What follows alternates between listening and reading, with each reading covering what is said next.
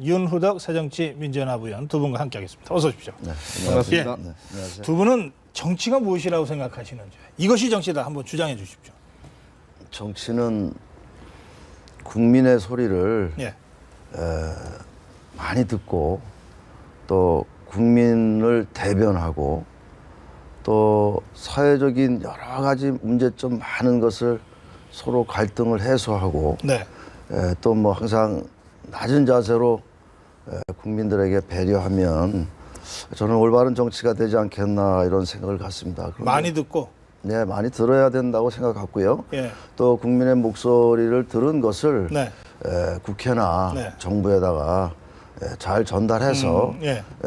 정부가 듣지 못한 것을 국민의 소리를 그대로 전달하면 예. 아마 올바른 정치가 나오지 않겠나 이런 생각을 갖습니다. 네. 의원님.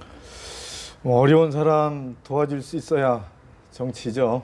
그리고 또 잘 되는 사람은 더 잘 되게 해서 그 국부를 늘리는데 도움이 되는 그런 정치를 해야죠. 그래서 미래의 먹거리를 만들어내고 또 그 만들어낸 먹거리에서 국민들이 안전하고 또 행복하게 살 수 있게 네. 이렇게 비전을 제시해야 그게 진정한 정치라고 생각을 합니다. 네.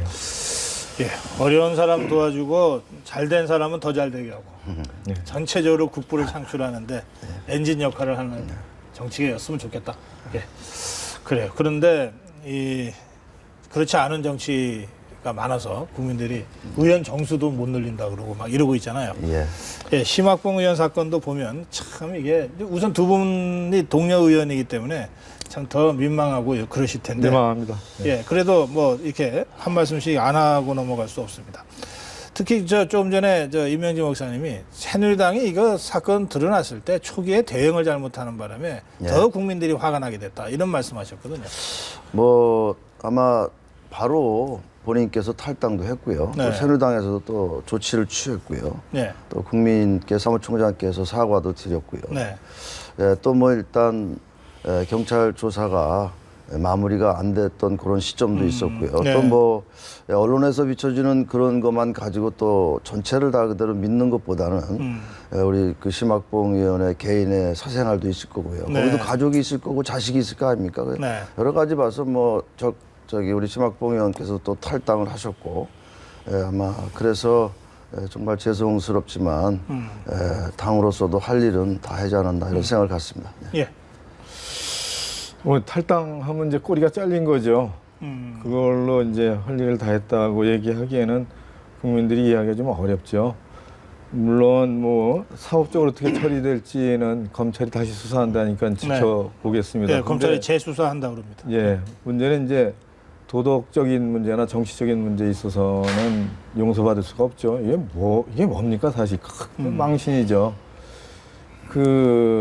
이제 뭐 탈당한 걸로 면죄부가 되는 건 절대로 아니잖아요. 네, 본인이 탈당을 스스로 했기 때문에 소속당이 이제 책임이 없다 이런 건 좀 더 정치 불신을 조장하게 되고 본인이 스스로 의원직 사퇴까지 해야죠. 네. 뭐 이게 무슨 큰 망신입니까? 그리고 또 이게 그렇잖아요. 지금 의원님 말씀하셨듯이 가족에 대한 예의도 아니죠. 하여튼 이런 일 때문에 국회의원이 함께 또 폄하되고 또 정치가 불신되고 이런 일은 좀 다시는 없었으면 좋겠습니다. 알겠습니다.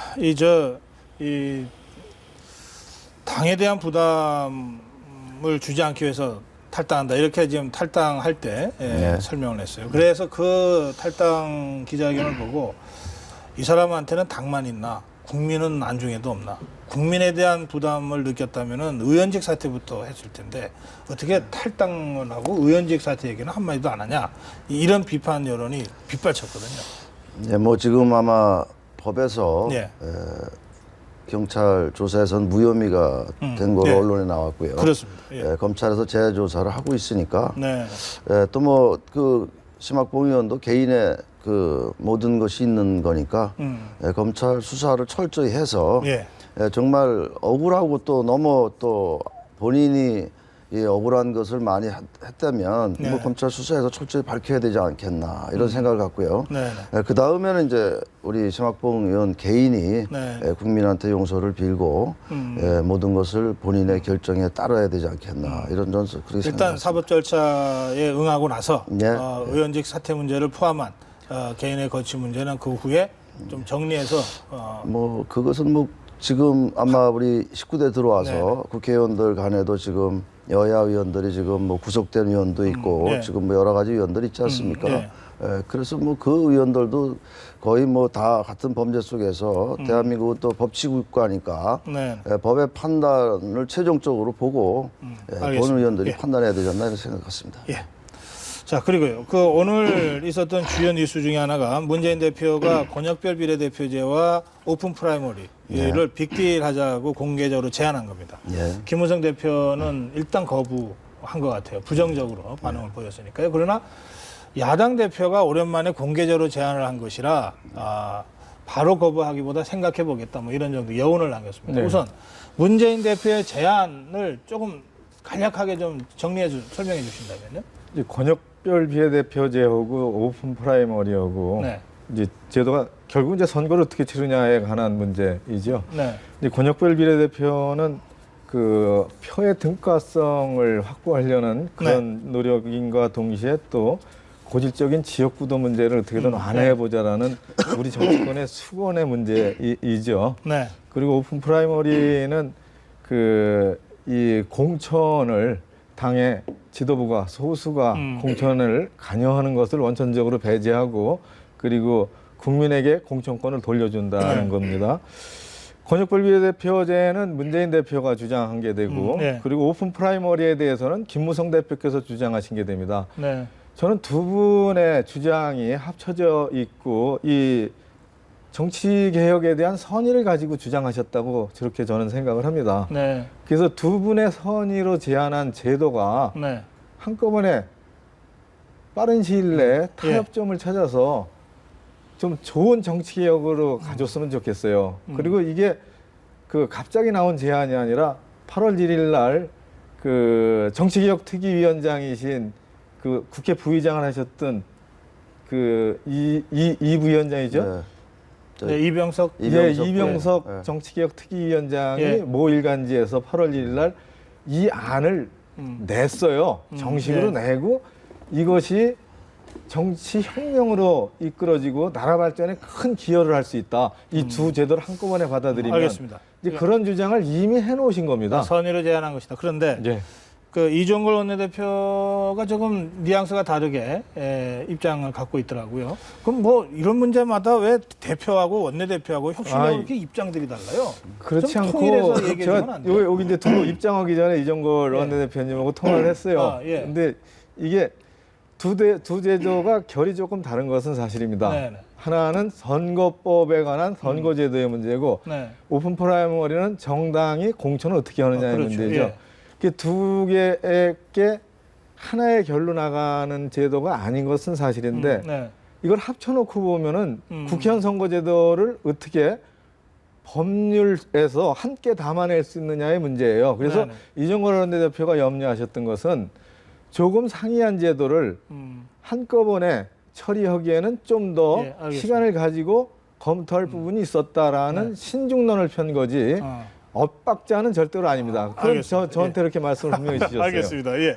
어떻게 보십니까? 예. 뭐 저는 뭐 일단은 오픈 프라이머리하고 권역별로는 좀 별개라고 봅니다. 예. 뭐 이제 오픈 프라이머리는 이제 공천 제도에 새누리당 같은 경우는 이제 공천권을 국민에게 돌려준다는 그런 안이었고요. 예. 권역별 비례대표 이것은 지금 뭐 대한민국이 이렇게 큰 나라도 아니고요. 작은 나라에서 또 거의 뭐 이제 지역에 이제 무슨 갈등 때문에 이런 것을 제안하신 것 같은데 네.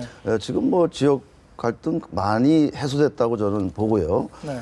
옛날에 뭐 이제 정치적으로 영혼함의 그런 것이 있었지만 네. 지금은 좀 많이 해소됐다고 보고요. 이번에 뭐 호남에서도 새누리당 국회의원이 됐고 네. 또 뭐 광주에서도 네. 무소속 국회의원이 됐습니다. 그리고 또 뭐 영남에서도 또 새정년 의원님들이 계시고요. 네. 그래서 꼭 뭐 이렇게 권역별 비례대표 제도를 할 필요가 있겠는가. 아마 이제 야당 대표께서 제안을 하셨으니까 아마 김무성 대표님이나 우리 최고위원이나 우리 새누리당 의원님들도 또 당 대표께서 제안하신 거니까 아마 신중히 검토는 하시지 않겠나. 네. 또 그런 걸 가지고 근데 또 정개특위가 해야 되지 않나. 예. 빅딜 같은 거는 좀 뭐 맞지 않지 않나. 뭐든지 할 때 꼭 하나를 끼워놓는 거가 지금 되잖아요.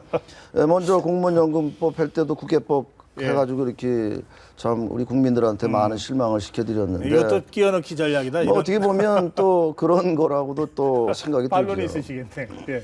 이 빅딜이라는 용어가 좀 이상해서 그렇지 네. 이 제도는 한꺼번에 처리하는 수밖에 없어요. 이를테면 우리 당에서 그 권역별 비례대표제만 주장을 하고 또 김무성 대표께서는 오픈 프라이머리 제도만 주장을 하면은 두 제도 다 도입하기가 어렵습니다. 예. 정치라는 게 뭐예요? 그리고 어차피 이거는 선거법 안에 담아내는 하나의 법 안에 들어있는 겁니다. 결국에 가서는. 그래서 이게 서로의 장점을 좀 합쳐서 일괄 타결하면은 훨씬 큰 제도 개혁을 이룰 수가 있어요. 그렇다고 이게 뭐 빅딜이니까 안 된다. 이 빅딜론의 원조는 이병석 정치개혁특위위원장이 8월 1일 날 말씀하신 거예요. 그 아이디어가 좋다라고 주변에서 많이들 얘기를 하셨죠. 그리고 알겠습니다. 여당 내에서도 예. 이런 거가 좀 필요한 시기가 됐다라는 의견을 많이들 주셨어요. 예, 알겠습니다. 예. 자, 이 문제는 뭐 어쨌든 여야 대표가 지금 신중하게 공개적으로 제안됐고 신중하게 검토하고 뭐 아마 할 거라고 보니까요. 조금 더 좀 지켜보기로 하고요. 그 김태호 최고위원의 그 총선 불출마 선언이 네. 중진들의 용태론으로 이렇게 좀 확산되는 분위기다 뭐 이런 얘기도 있고요. 네. 뭐 그냥 일회성으로 끝나지 않겠냐. 이게 여당 안에서 벌어지는 일이지만 야당도 뭐 압박을 받고 있다 뭐 이런 얘기도 있고 그래요. 그건 어떻습니까? 뭐 저는 김태호 최고위원께서 네. 아주 굉장히 큰 마음의 결심을 하지 않았나. 그런데 네. 뭐 김태호 최고위원이 뭐 오랫동안 정치하신 분도 아니고요. 네. 또 국회의원을 뭐 다선을 한 것도 아니고요. 네. 아직 나이가 아직 젊지 않습니까? 그렇죠. 예. 뭐 더 큰 꿈도 있을 거고요. 네. 그것은 뭐 그것을 용태로다가 저기 하는 건 좀 저는 옳지 않다고 보고요. 네.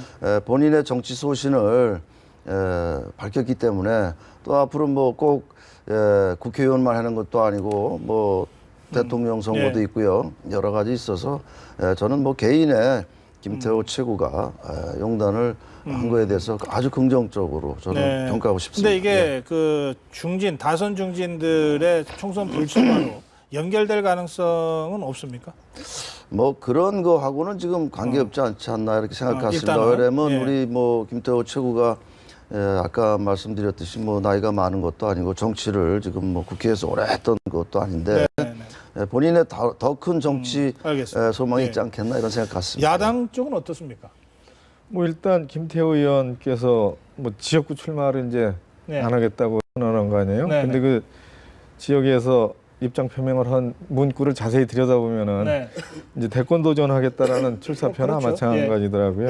그리고 뭐 정치를 젊겠다는 것도 아니고 더 큰 꿈을 위해서 이제 그 징검다리로 불출마를 선언한 거예요. 오히려 네. 이제 징검다리로 국회 입성하려고들 노력하는데 좀 돋보이기는 합니다. 돋보이기는 하는데 아마 지역구에서 다시 당선되기가 어려운 속내 사정이 있지 않았나라는 생각도 좀 해봐요. 뭐 폄하하고 싶지는 않아요. 알겠어요. 예. 그리고 지금 이게 불출마 선언도 이제 때와 시기가 있습니다. 뭐 정기국회 하고 또 국정감사 열심히 하고 또 한 번 더 그 지역구 주민들이나 국민들에게 국회의원으로서 아주 액티브한 활동을 할 이제 시기에 임박해 있지 않습니까?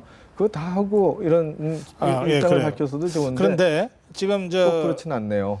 이 새정치연합의 혁신위원회 이동학 위원이 SNS에 이런 글을 올렸습니다. 김태호 의원의 셀프 디스 불출마. 이미 우린 지고 있다. 쇼라 할지라도 쇼에서도 지고 있다. 그러니까 이게 뭐 쇼잉이라 하더라도 셀프 디스 캠페인 하고 있잖아요, 지금. 예. 근데 그 셀프 디스니까 새정치연합이 하고 있는 셀프 디스보다 이 김태호 의원의 불출마가 훨씬 더 이게 충격 효과가 크다. 이 얘기를 이제 혁신위원이 걱정스럽게 하고 있는 거거든요. 대권 도전할 수 있는 사람들이 좀 그렇게 나서시면 좋죠. 예. 뭐 정치를 접을 사람들은 또 시기를 저질할 수 있을 겁니다. 네네. 그런 셀프 디스는 이제 때가 되면 본인이 판단하시겠죠. 네. 그리고 아직은 뭐 이렇게 야망 때문에 불출마를 선언하고 이러는 건 또 조금 돋보이긴 해요. 근데 아직은 때가 아닌 것 같습니다. 예, 아직은 뭐 때가 되면은 뭐 국민들의 여망에 부응해서 그런 뭐 셀프 디스를 하실 분들이 나오실 수 있겠죠. 아직은 여당이나 야당에서 뭐 김태호 최고위원의 불출마 때문에 뭐 중진 용태론 같은 것들이 확산되는 것은 아니다. 두 분 다 그렇게. 네, 뭐 꼭 뭐 중진이라 그래서 용태를 하고 그것은 옳지 않고요. 뭐 정치도 오래 하신 분도 계셔야 되고 네. 또 우리 초선 의원들도 있어야 되고요. 또 뭐 자기가 더 큰 꿈을 가지면 또 한 단계 쉬었다가 다시 또 재도약할 수도 있고 또 옛날에 뭐 역대 대통령들도 정치 그만두고 하신 분들 많이 있었잖아요. 다 똑같다고 저는 생각했습니다. 아니 우리 진짜 뭐 문재인 대표께서도 뭐 차기 총선에 불출마 선언 했죠. 벌써 이미 했죠. 그래요. 대권에 꿈이 있는 분들은 이렇게 총선 불출마를 하시는 것 같아요. 알겠습니다. 예. 그럼 다음 순서가 김무성 대표란 뜻입니까? 예. 자, 박근혜 대통령이 내일 대국민 담화를 발표합니다.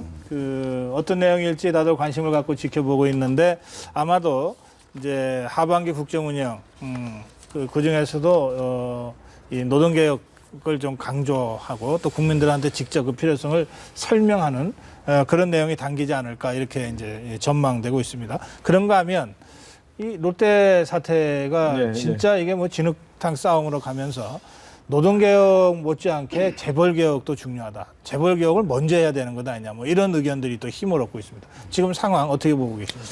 저는 뭐 박근혜 대통령께서 담화하시는 거는 얼마나 답답하면 국민한테 담화로 다 호소하지 않겠나. 지금 뭐 우리 청년 일자리나 경제가 자꾸 어렵고 힘들어지고 있습니다. 물론 우리 정치권도 저는 잘못이 있다고 봅니다. 우리 정치권이 3년 동안 과연 대한민국 국민들을 위해서 어떤 일을 해줬는가, 국민이 바라는 정치를 해줬는가, 경제 활성화를 위해서 우리가 최선을 다했는가, 이것은 뭐 우리 스스로 반성해야 된다고 저는 생각을 갖고요. 아마 모든 4대 개혁, 이거 꼭 필요하다. 우리 사람 몸에 이상이 벌써 오래전에 나타났는데 이 치료를 안 하고 과감한 수술을 안 하면 대한민국 경제도 일본 경제같이 한 20년 동안 장기 침체로 갈 수 있다. 이런 부분에서 아마 정치권에서 많은 협조가 안 되니까 국민한테 직접 호소하지 않겠나. 그래서 아마 노동개혁, 또 재벌개혁 다 필요하다고 생각했습니다. 잘못된 거 분명히 개혁해야 된다고 저는 생각을 갖고요. 그런 데는 아마 내일 그런 의견이 많이 나오시지 않겠나 이런 생각을 갖습니다. 뭐 4대 개혁이죠. 노동개혁, 교육개혁, 금융개혁, 그리고 이제 공공개혁을 4대 과제로 잡으셨는데 이제 중반을 이제 넘어가려고 하잖아요. 이런 개혁은 이제 전례를 보면은 이제 정권 초기에 좀 힘 있을 때 밀어붙였어야 되는데 때가 좀 늦은 감은 있지만 꼭 해야 된다고 생각을 합니다.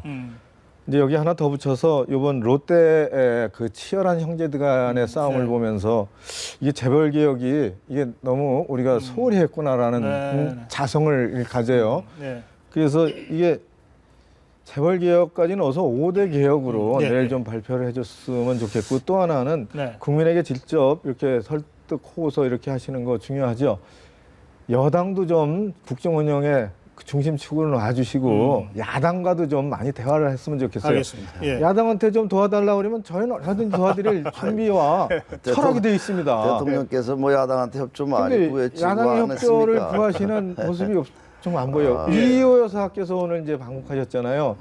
이건 대통령님의 배려가 없었으면 불가능했겠죠. 이런 배려의 정치를 하시면서 국정을 좀 더 폭넓게 하시고 소통을 좀 더 하셨으면 좋겠어요. 야당과 소통 아주 중요합니다. 알겠습니다. 이 뭐 대통령이 4대 개혁을 그동안 강조해 왔는데 재벌 개혁까지 넣어서 5대 개혁으로 하고 야당한테도 협조를 요청하시면 얼마든지 협조하겠다. 뭐 야당한테 협조 많이 요청했죠. 또 뭐 국회도 뭐 몇 차례 방문하셨지 않습니까? 역대 대통령들이 뭐 한두 번 오고 말았는데 벌써 뭐 박근혜 대통령 그렇군요. 여러 차례 예, 오셨잖아요. 시정연설 직접 예, 하고. 뭐 직접 예. 하셨고 네. 또 경제 법안 같은 경우 지금 우리나라 100만 명이 넘는 우리 청년들이 좋은 그 지식을 가지고 있으면서 지금 안타깝잖아요. 우리 아들 네. 딸들이요. 예, 이런 부분에는 경제 부분은 과감히 야당도 좀 도와주고 네. 또 정치적으로 잘못하는 거 있으면 뭐 정부나 대통령한테 또 질타도 알겠습니다. 하고 이런 것이 예. 옳지 않나. 그래서 이제 남은 기간이라도 이제 우리 19대 국회가 이제 뭐 불과 8개월밖에 남지 않았는데 네. 우리 저 윤희덕 의원같이 좀 뭔가 많이 좀 개방되신 분들이 이런 경제 법안 같은 것도 좀 통과시켜줘서 알겠습니다. 좋은 뭐 우리 어떤 일자리 많이 법안이든 만들어줘야 되지 않나 통과시켜드리겠습니다. 그렇게 어떤 생각합니다. 법안이든 가져오라고 그러시죠. 예, 아이고 뭐 믿고 예, 아마 예. 우리 뭐 또 꼭 좀 그렇게 해서 예, 알겠습니다. 우리 국민들한테 희망을 좀 줬으면 좋겠습니다. 예, 내일 말씀입니다. 이 박근혜 대통령의 대국민 담화를 살펴보면서 또 여야가 각자 위치에서 또 어떤 일을 함께 할 것인가 고민하는 그런 시간이 됐으면 좋겠습니다. 예. 말씀 잘 들었습니다. 예, 고맙습니다. 감사합니다.